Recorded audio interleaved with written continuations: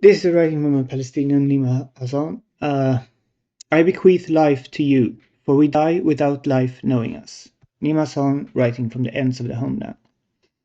On the 2nd of March 2024, Nima Hasan wrote, I believe there is some secret in the elements of Gaza that makes us cling to life that was never alive. I have always tried to keep an eye on death, making plans to distract it, to make it wait, so that it would get bored and leave what remains of me, my remains. We are all remains here. It is only the angle from which the photograph is taken that determines whether we are above the rubble or under it. Hasan speaks with an intimacy as she documents mass torture by a contemporary world order that sanctions the extermination of a people. It's an intimacy that invites us to see what she sees and inhabit the spaces she creates through her words. It's an intimacy that seemingly, temporarily, defies the weight of the genocidal violence and its documentary coverage. It's an intimacy I believe that we must hold on to, so that the slaughter and engineered mass torture does not become the lasting narration of Gaza and contemporary Palestinian experience, so that we continue to bind ourselves not to the camera lens nor the words that reach us, but to the lives that are brutally being erased. The different modes of Hassan's writings, while collected here in a chronological timeline, show the genocide and war experience is not a single ongoing event, but an accumulation of seconds, days, months, and years of lives. And these are lives that Zionist warfare has always meant to disrupt, when seen through the longer trajectory across generations of Palestinians and lands occupied by the Zionist regime. In its settler colonial project, wait, Scooch, not now. Occupied by the Zionist regime in its settler colonial project of ethnic cleansing. Hassan gives us the image of a young woman. Of a young woman. Ah, man, come on. Waiting long hours in line for bread amid Israeli bombings and manufactured famine. Who is trying to recall her femininity. Welcome in, Skubarak. Hello. I'm reading stuff from a Palestinian writer and journalist in Gaza. In another moment, following months of Israeli targeted destruction, Hassan writes, We wanted to liberate the homeland. But now, O grandmother, we cannot even find the street at its end. And in another, she likens her body stiffened by lying on the damp concrete floor of a shelter to a utility pole struggling to stand upright in the darkness, to cast a shadow to prove it exists. Here is not a timeline of death and torture, but of intimate moments that are narrated with spontaneity and incisiveness, under indescribable circumstances. The following is a compilation of writings that Hassan shared publicly via social media over the course of the 6 months of Israel's genocide war against the Palestinians that has now entered its 21st month. A combination of critique, poetry, captured dialogues, recollections, and real-time testimonials. They were written by Hassan, a mother and single caretaker of 7 children, a writer, poet, and social worker from Rafah. From her forced displacement in a shelter and then a tent camp in Mawasi Khan Yunis in the Gaza Strip in March 2024. I first began to collect her shared writings as part of a broader initiative. Yeah, this is collected by Malaka Shawaik. I don't know. No, yeah, it's collected by Rania Jawad, who does stuff for this website, I think. But yeah, I first began to collect her shared writings as part of a broader initiative to document women's articulation from Gaza, as a way of listening, which has been visceral as it has been about accountability. Although Hassan did not intend for these writings to be compiled and republished, with her permission we offer them here, for he has given us a lens through which to see, and not forget, a glimpse of the world of March 2024. It is a lens that does not reductively stand in for one woman, or for the literary agent's legacy of a writer, or for depiction of the genocide. Nor are her words to be taken as evidence to declaim what we already know. Her words are situated simultaneously within the confines of a displacement tent at the ends of the besieged homeland during the 6 months of a genocide, and in an intimacy that expands beyond the mechanics of confinement and obliteration.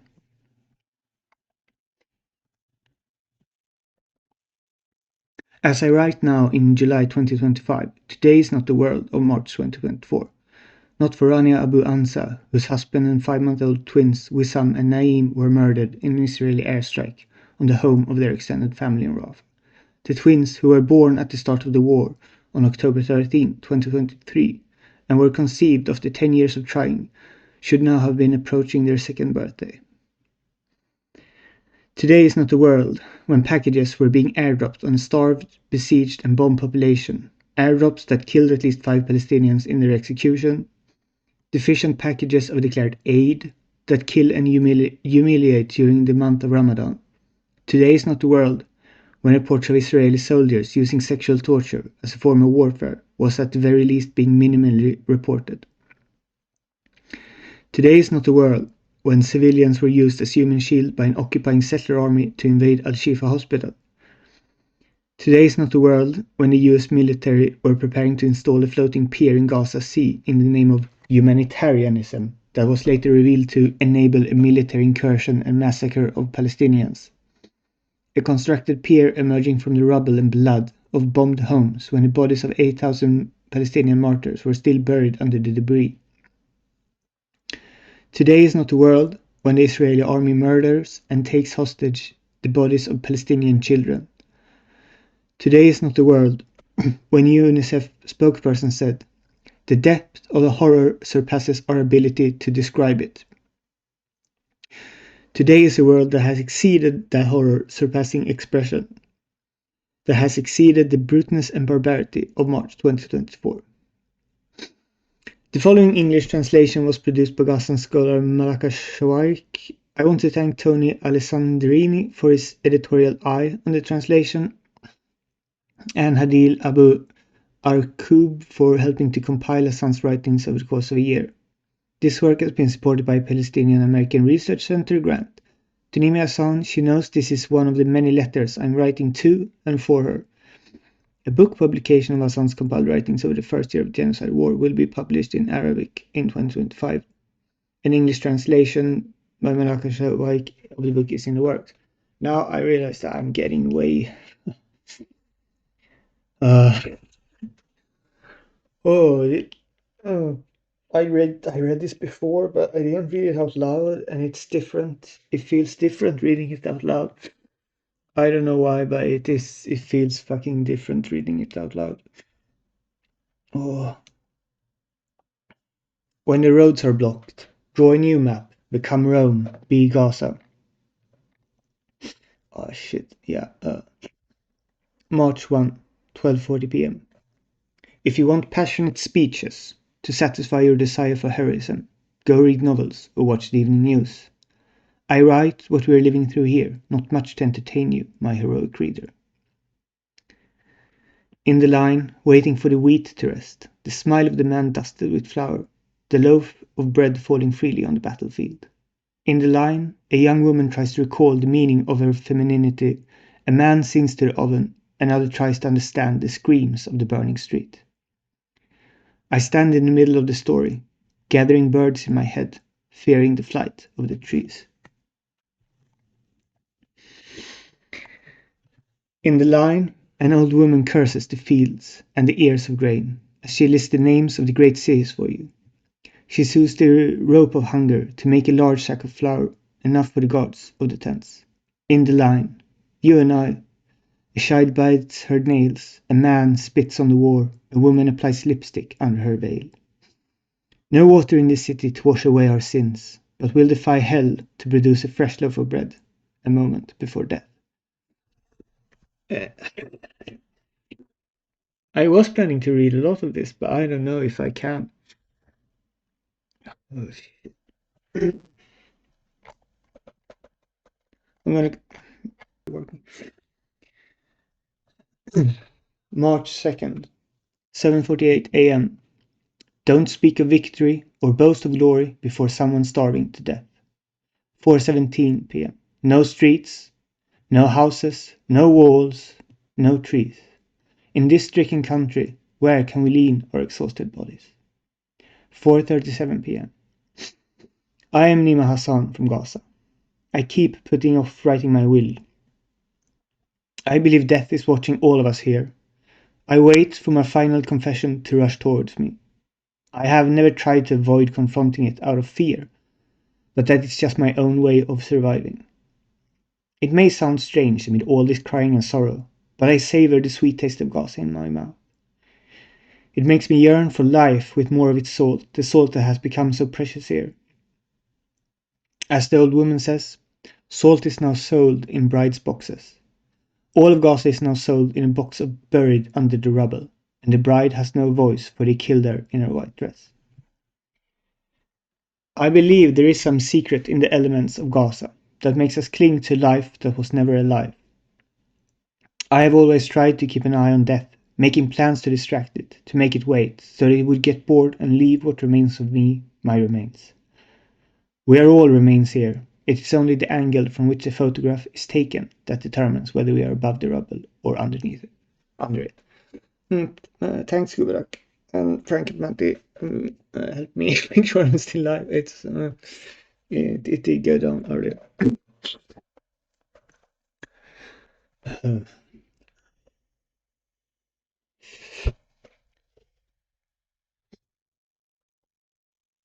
I have learned that in Gaza, everyone waits for everything. I may never reach the front of the line to get my share, but I have learned to stay in line so my children might get theirs. Now that we have to get in Gina to die, my turn will inevitably come. I have never tried to change my place in line, but I cannot just stand quietly. This damn system. I am a woman who does not believe in standing still to survive, so I'm forced to scream and I'm forced to shut up. My children are pulling at my skirts so that I might find a way to live, while death insistently pushes me forward, toward it. I resist. I hate death. I hate the system. I hate the line. I love life, but the dust from the fighter jets obscures my view. My mother once told me how my grandmother was forced with her children to leave the homeland. She said, my mother dug a hole and put me and my sisters in it, and then lay on top of us to protect us from death. The fighter jets have now made many holes in Gaza, but I cannot find a place to hide my children where death cannot reach them. I forgot what I was going to say about my will. I just want my children and I to experience life. I want to live like other people without fear of tomorrow. But tomorrow is a prisoner here, and every time it raises its head, the war kills it. I do not know when wheat learned how to become a gun. I do not know the world came to believe that we are all dead here. But I know very well that my children and I know how to live, and I will not leave a final image for the world to cry over and then forget. No, I will follow the spotlight wherever it goes and keep smiling for the camera. Ever since I was little, I have loved hide and seek. I want my children to play hide and seek, but when they open their eyes, I want them to be able to find their friends without shrouds. I often sit and stare at my children's fingers, at how long and elegant and beautiful they are. I never thought to write their names on their hands so that death wouldn't notice them. Let death leave these limbs alone. I know them by heart. I have always dreamed of sitting in a cafe on the other side of our homeland, hidden from the streetlight, smoking a cigarette. In my madness, I might be driven to flirt with a strange man here, where love is forbidden, so I bequeath a pack of cigarettes to be distributed as alms for my soul, and I request the handsome man to lead my funeral prayer and let no insinuations be made by those passing by.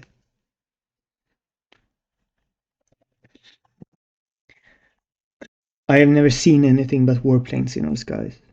How pure the world must look from an airplane window, for a woman with the luxury to travel to satisfy her passion for adventure. I want my daughter to be able to travel, so she can enjoy collecting souvenirs and sending them to homes that will not be destroyed in a moment of war. My youngest is learning to design clothes. What if there were a fashion show on Al Rimal Street that did not feature the fabric of shrouds? Or if the world could be held in Gaza, a world event for all the amputated legs, the only ones that know the map of the country. I hear the chorus in the square now, without the sound of drones. It is the homeland in all its finery preparing for the funeral. I bequeath life to you, for we die without life knowing us. This is how I remain without fearing the gun, and maybe I will learn to become one.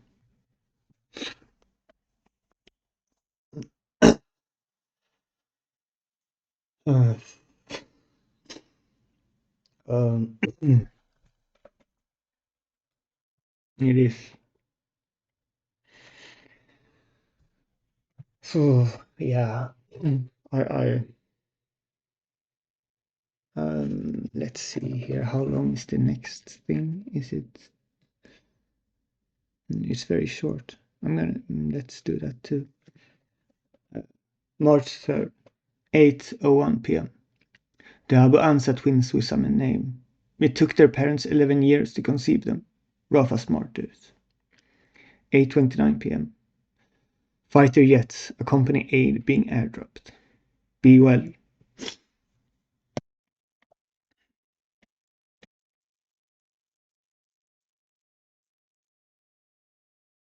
Yeah, I'm gonna read this one too, but that's probably the last one for now because yeah,